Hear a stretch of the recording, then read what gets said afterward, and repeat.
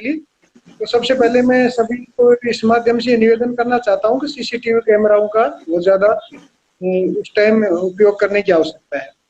दूसरा, जी। उसे क्यों हमने पकड़ा और उससे हमने पूछा और उसकी मानसिक स्थिति को देखा, तो प्रथम बात तो ये सामने आई कि वो नशे का आदी था। उसने जी। कुछ जे का मादक पदार्थ का और शराब का भी कुछ सेवन किया हुआ था। तो ये जी। एक युवा वर्ग में इस टाइम नशे की जो लत चल रही है वो अभी बहुत ज्यादा चल रही है। भांग जी। का है, गांजे का है, स्मैक का है, दारू का है, विभिन्न प्रकार के अनेक नशाएं करते हैं युवा वर्ग। तो इस जी। नशे के हालत में भी होता है। दूसरा, आजकल ये सोशल मीडिया है, इंटरनेट है, मोबाइल है, इनसे भी बहुत प्रभाव पड़ रहा है। जी।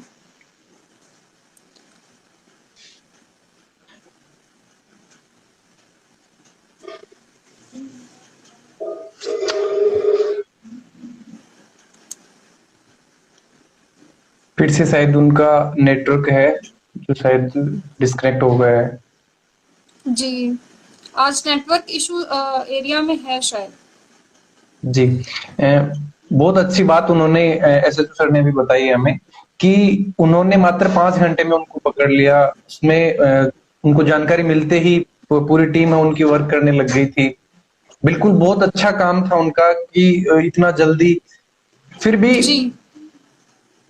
वहां तक पहुंचने में आम जन का भी बहुत इसमें सहयोग था। और जो क्वेश्चन था कि भाई इसमें अभी क्यों बढ़ रहे हैं, ये मेन चीज ये जी। है। अगर फिर से वो दोबारा कनेक्ट होते हैं तो हम उनसे चर्चा कर लेंगे, क्योंकि मैम काफी टाइम हो गया है। तो शायद जी। जी। मेरे जो क्वेश्चंस हैं आप मुझसे पूछ के अभी मुझे फ्री कर अ, सकते हो विनय सर। सर, मेरे आपसे एक क्वेश्चन ये था कि आज के हम्म। टाइम पे जैसे कोई लड़की है, वो ये हम्म। क्राइम अगर उसके साथ होता है तो वो रिपोर्ट करने के लिए डरती है कि उसको एक समाज का डर है कि एक बेइज्जती हो जाएगी। और अगर वो बाहर मतलब अगर नॉर्मल लाइफ अगर जीना चाहे तो क्योंकि सबको पता हम्म। चल जाता है कि उसके साथ ये घटना हुई है, तो उसमें जो आपका जो रहता है कि मतलब एक लड़की की, तो वो कहीं ना कहीं मुझे ये लगता है कि डिस्टर्ब होती है उस चीज से। तो क्या उनकी प्राइवेसी के लिए मतलब न्यूज वगैरह आना ये सही है, या मतलब इस पे आप क्या कहना चाहेंगे? जहां तक मैं सोचता हूं इस पे कि उनकी प्राइवेसी बिल्कुल होनी चाहिए। उसके साथ घटना हुई है उसका। जी। कुछ जो लोग हैं वो तो उनकी भाई उसमें टीआरपी के लिए भी अगर वो जल्दी दिखाएंगे, फास्ट दिखाएंगे, उसमें उनको लेके आते हैं, वो उनका उनकी थ्योरी रहती है, उस पे वो वर्क करते हैं। बट मैं जहां तक सोचता हूं कि न्यूज में उसको लेके आने तक का जो रहता है उसका मकसद यही रहता है कि लोगों को और लोगों को उसकी जानकारी मिले ताकि वो उससे सतर्क हो सके। मेन उद्देश्य अगर न्यूज में आने का उसका रहता है तो उनको ये कि उससे उनको सीख लेनी चाहिए कि हमें किस तरीके से बचना है, न कि उन चीजों को वो ज्यादा उसमें यूज में लें कि भाई उसको नेगेटिव में लेके ये देखे कि हमें इस चीज में किस तरीके से इम्प्रूव करना है, कैसे पर जो ऐसी मानसिकता के।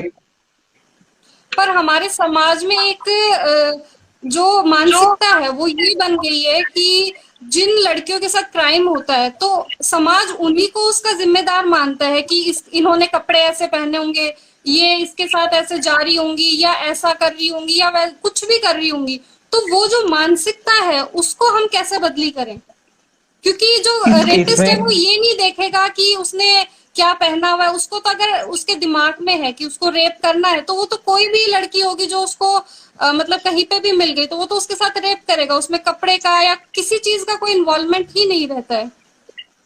झुंझुनू की जो बात करें, पिछले 2 केस हैं जी। उनमें कपड़े का या फिर उसका कुछ मैटर ही नहीं था।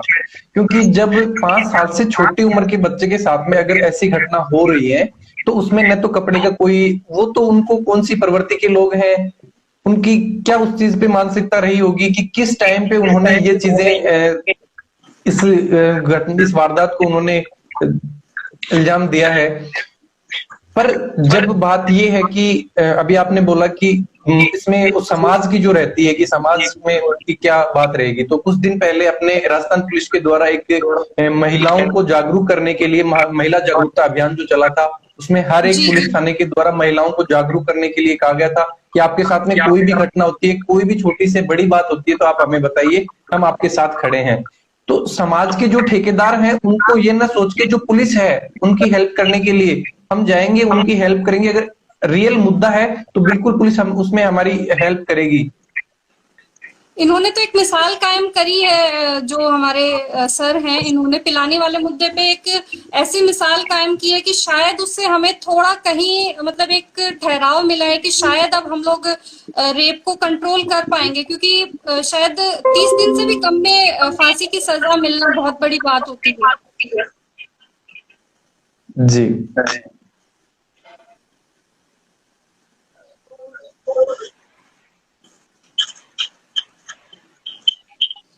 इसमें सर मेरा आपसे क्वेश्चन था कि हमारे जो घर का माहौल है आजकल, लॉकडाउन की वजह से बेरोजगारी बढ़ी हुई है और उसकी वजह से घरेलू हिंसा और घर का जो माहौल है वो तनावपूर्ण है। इसमें युवाओं को ज्यादा से ज्यादा अपने आप को चिल आउट करने के लिए वो बाहर जाते हैं, गलत संगतों में पड़ जाते हैं। तो उस चीज का कितना इम्पैक्ट इस पे पड़ रहा है? रेप होने का कारण क्या ये ऐसी चीजें हैं?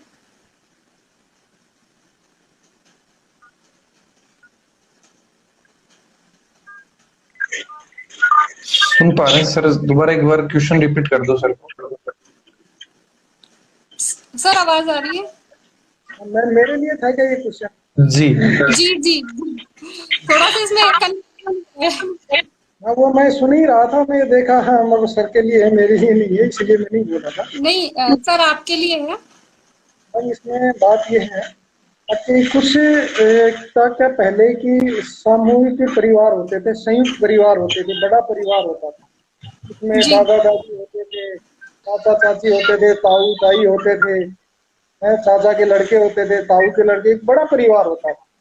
तो जी किसी न किसी बच्चे में कभी बच्चा कोई माँ से ज्यादा प्यार करता था, माँ की बात नहीं मानता था तो बाप से भय खाता था, बाप की बात मानता था। बाप से प्यार करता था, बाप की बात नहीं मानता तो कहीं चाचा से डरता था, कहीं चाची से डरता था, कहीं चाचा की लड़का से डरता था। जी तो उसमें एक संस्कार पैदा होता था, संयुक्त परिवार होता था तो किसी न किसी से वो दबाव भी खाता था और एक संस्कार भी होता था। आज परिवार में मुश्किल से 4 कैंडिडेट होते हैं, एक माँ होता है, एक पिता होता है, एक बहन होती है, एक भाई होता है। माँ जी भी अधिकतर सर्विस करती है, बाप भी सर्विस करता है, तो वो भी बच्चों को इतना टाइम दे नहीं पाते हैं, संस्कार मिलते नहीं है। फिर वो बाहर की समितियों में जाते हैं तो उनको अच्छे लोग भी मिलते हैं, बुरे लोग भी मिलते हैं। तो अक्सर क्या है, अच्छी चीज को ग्रहण करने में टाइम लगता है और बुरी चीज को ग्रहण करने में ज्यादा टाइम नहीं लगता, जोर नहीं पड़ता। तो ये संयुक्त परिवार जो टूट रहे हैं इससे भी काफी फर्क पड़ रहा है।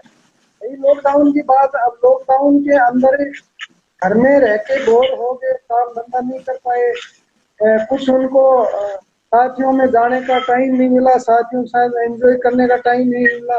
अब वो जी एकदम से हुए बाहर निकले हैं तो कई प्रकार की इच्छाएं वो पूर्ति करने की सोचते हैं। तो निश्चित तौर पर बेरोजगारी भी थोड़ी बढ़ी तो है ही। जब लॉकडाउन जी लगा है तो लोग को काम धंधा नहीं मिला, तो मेरा जी मानना है तो ज्यादा तो कोई ठीक ठाक लोगों के लिए, जो संस्कारी लोग हैं उनके लिए तो गलत काम करने के लिए ये कोई उचित माध्यम नहीं है। लेकिन जी कि अपनी असंगति के हिसाब से एकदम घर में कंट्रोल में रहे, माँ बाप के कंट्रोल में इतने दिन अंदर घुसे रहे, अब वो एकदम बाहर आ गए हैं तो उनको सारी छूट मिल गई है, दारू पीने की मिल गई है, अन्य कोई नशा करने की छूट मिल गई है, तो वो नशे के अंदर फिर इस प्रकार की अपनी संगति में जाएंगे और गलत काम करने की। और सर मेरा एक और सवाल था आपसे, जैसे छोटी मोटी छेड़छाड़ होती है, जैसे चलते हुए किसी ने कुछ कमेंट कर दिया, मतलब जो छोटे बच्चे होते हैं आजकल जो मतलब थोड़ा ग्रो अप हो रहे हैं तो वो ये चीज कर देते हैं, तो हम एज अ मतलब महिला हम लोग उस चीज को इग्नोर कर देते हैं, तो वो क्या सही है? अगर हम लोग उनको उसी टाइम पे कंट्रोल करें या मतलब कंप्लेंट कर दें उनकी, तो कहीं ना कहीं हम लोग रेप कंट्रोल करने में ये चीजें हेल्पफुल रहेंगी? मैम, अपराध को तो दबाना तो बिल्कुल भी नहीं चाहिए। अपराध छोटा हो चाहे बड़ा हो, अपराध तो अपराध ही होता है। अगर जी आज कोई बच्चा कोई 10 रुपए की चोरी कर रहा है तो हमें ये नहीं देखना चाहिए कि इसने 10 रुपए की चोरी करी, आज वो 10 रुपए की चोरी कर रहा है, कल 1 लाख की भी चोरी करेगा। आज वो कोई छोटे बच्चों के साथ या किसी महिला के साथ कुछ छेड़खानी करिए, छोटा अपराध, या कल वो बड़ा भी अपराध करेगा। तो अपराध तो अपराध है। मेरा मानना तो ये है कि अपराध को दबाना नहीं चाहिए, तुरंत पुलिस को सूचना देनी चाहिए और उसका विरोध भी करना चाहिए। वहाँ उपस्थित जो लोग हैं, भीड़ भाड़ है, वो भी उनकी मदद करें, उस अपराधी को पकड़े, हमें तक सूचना करें, हम आए, हम करें, केस रजिस्टर करें, उसको सजा दिलाएं। अब इस प्रकार से सजा मिलेगी तो तौर पे अपराध में छोटे लेवल पे ही अगर सजा मिल गई तो वो शायद बड़े क्राइम करने की नहीं सोचेगा। बिल्कुल। रवि जी, मेरा आपसे सवाल था, एज अ मीडिया पर्सन आपने कभी ये देखा कि छोटी मोटी छेड़छाड़ पे, जैसे आम तौर पर रेप केस के अंदर ही हम लोग आंदोलन करते हैं या लोग इकट्ठा होते हैं, कभी छोटी मोटी किसी ने रास्ते चलते किसी लड़की को या किसी को कुछ बोल दिया तो क्यों आपने कभी देखा कि मीडिया में वो न्यूज आई हो या मतलब लोगों ने उस चीज का विरोध किया हो? क्योंकि हो सकता है उस टाइम वो लड़की डरी हुई हो तो आसपास के लोग मतलब उसकी हिम्मत बढ़ाएं, तो वो चीजें हम लोगों को थोड़ा आपकी साइड से कम नजर आती है। जी, इसमें सबसे एक कुछ दिन पहले का शायद एक केस है कि हर्ष से सीकर के लिए एक फैमिली आ रही थी, उसमें माँ, उनके पिताजी और जो एक लड़की थी छोटी बच्ची, उसी बस में कुछ मनचले थे 4-5, तो वो उसके सामने उस बच्ची को परेशान कर रहे, मतलब माँ बाप उनको रोकने की कोशिश भी कर रहे, लेकिन वो अकेले होने की वजह से कुछ बोल नहीं पा रहे थे क्योंकि उनका ग्रुप बड़ा था। सबसे बड़ी समस्या वहां पे क्या हुई कि उस बस में उस फैमिली को सपोर्ट करने वाला कोई नहीं था और वो हर्ष से चल के सीकर तक आने में लगातार उनको उस तरीके से प्रताड़ित करते रहे। इसमें आम जन को भी बहुत सी मतलब उसमें हेल्प करनी होगी। हर चीज में हम प्रशासन पे डिपेंड होते जा रहे हैं। अपना एक सोशल जो था, पहले कुछ भी था कि गांव में 5 आदमी बैठ के किसी मुद्दे को कुछ चर्चा करते थे, उसमें फिर मदद भी मिलती थी। आज वो चीजें खत्म होती जा रही हैं। मीडिया इसमें क्या रोल करता है? मीडिया इसमें अगर देखो वहां पे खबर मिलती है तो हो सकता है कि हम प्रशासन को इन्फॉर्म करके फिर वहां पे पहुंचे। अकेला मीडिया में भी अगर कोई है, चलो मेरे को कोई इन्फॉर्मेशन मिली तो मैं एक टाइम पे तो सबको इकट्ठा नहीं कर पाऊंगा, लेकिन अगर कुछ तो अपने जैसे न्यूज़पेपर चलते हैं उसमें मोस्टली क्या होता है कि जो रजिस्टर्ड न्यूज होती है, जो पीआरओ ऑफिस से उनके पास पहुंचती है, वो उसमें पब्लिश की जाती है। ऑन द स्पॉट अगर कुछ होता है तो उसमें वो एक रिपोर्टर होने के नाते खुद अपनी रिस्पॉन्सिबिलिटी लेके अगर कुछ करता है तो वो बहुत बेस्ट है। लेकिन वहां पे अगर ऐसे केस होते हैं, इसमें अगर जब तक एफआईआर दर्ज नहीं होती है तब तक वो उसमें खबर नहीं चलाते हैं। इसके लिए भी देखो आज सोशल मीडिया है, अगर ऐसी कोई घटना होती है तो हम कहीं पे रहते हैं तो हो सकता है उसको पहले भी दिखा देते हैं, तो कि कोशिश कर रहे हैं धीरे धीरे कि इसमें कुछ बदलाव आए।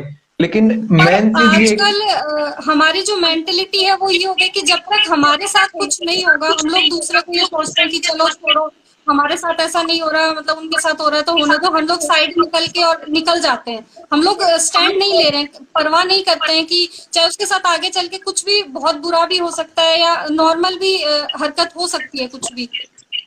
जी,